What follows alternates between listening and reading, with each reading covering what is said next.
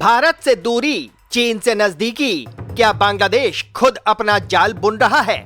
SEZ गया भारत से, factory आई चीन की, फायदा किसका, नुकसान किसका?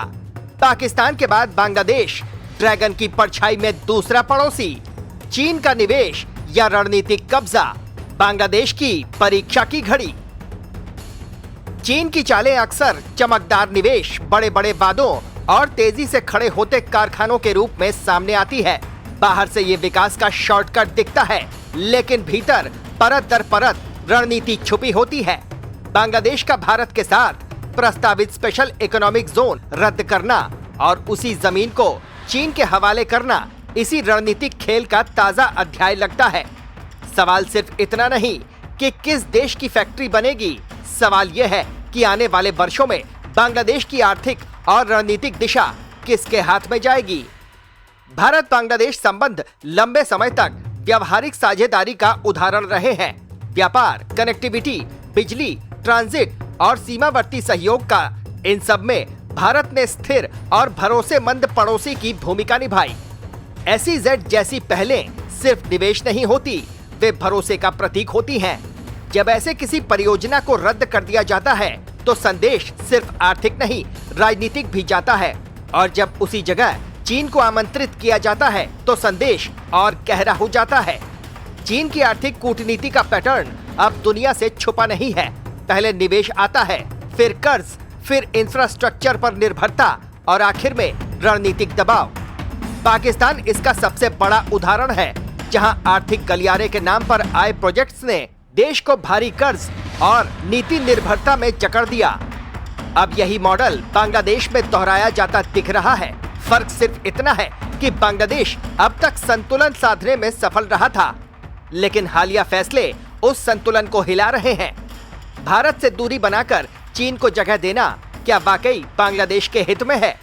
भारत उसके लिए सिर्फ पड़ोसी नहीं, बल्कि सबसे बड़ा प्राकृतिक बाजार, ट्रांजिट पार्टनर और क्षेत्रीय स्थिरता का आधार है।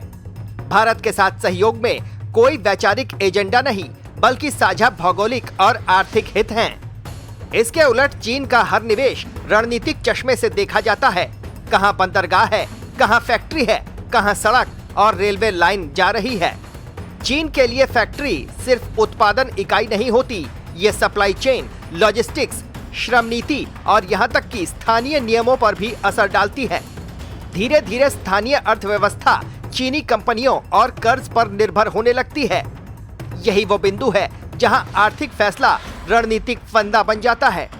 बांग्लादेश अगर ये सोच रहा है कि वो चीन से निवेश लेकर भारत को संतुलित कर लेगा, तो ये एक जोखिम भरा अनुमान है। भारत से दुश्मनी निकालने की कोशिश में बांग्लादेश कहीं खुद को ही मुश्किल में तो नहीं डाल रहा।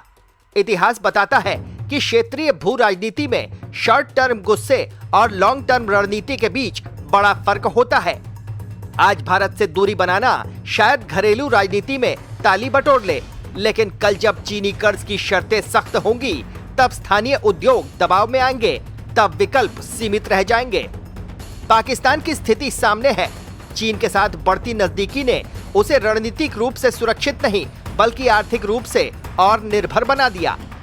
बंदरगाह, बिजली परियोजनाएं, सड़कें सब कुछ हैं, लेकिन कर्ज भी है, नीति पर दबाव भी है। बांग्लादेश अगर उसी राह पर चलता है तो उसे भी वही सवाल झेलने पड़ेंगे। क्या विकास की कीमत संप्रभुता से चुकाई जा सकती है? भारत के लिए यह स्थिति चुनौती जरूर है, लेकिन हैरानी की नहीं।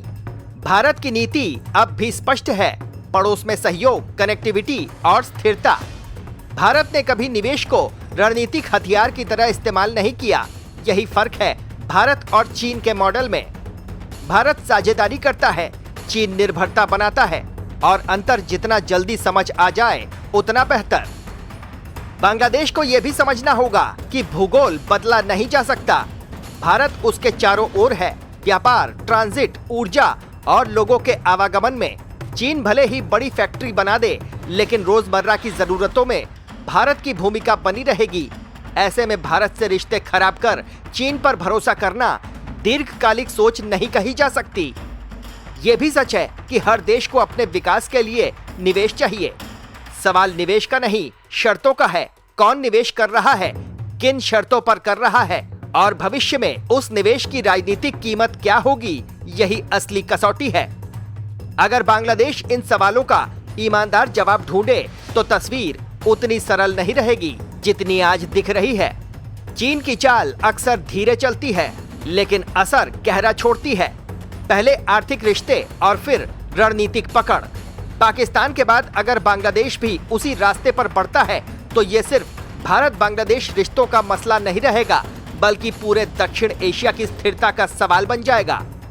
भारत के लिए ये चुनौती है कि वो धैर्य और रणनीति के साथ अपने हितों की रक्षा करे। बांग्लादेश के लिए ये चुनौती है कि वो भावनाओं और तात्कालिक राजनीति से ऊपर उठकर अपने भविष्य को देखे। अंत में सवाल यही है, क्या भारत से दुश्मनी निकालने के चक्कर में बांग्लादेश खुद को एक बड़े रणनीतिक जाल में तो नहीं फंसा रहा? इतिहास ऐसे फैसलों का हिसाब समय के साथ बहुत सख्ती से करता है। आज फैक्ट्री की नींव रखी जा रही है, कल उसी नींव पर निर्भरता की दीवार खड़ी न हो जाए, यही असली चिंता है। Team news watch India.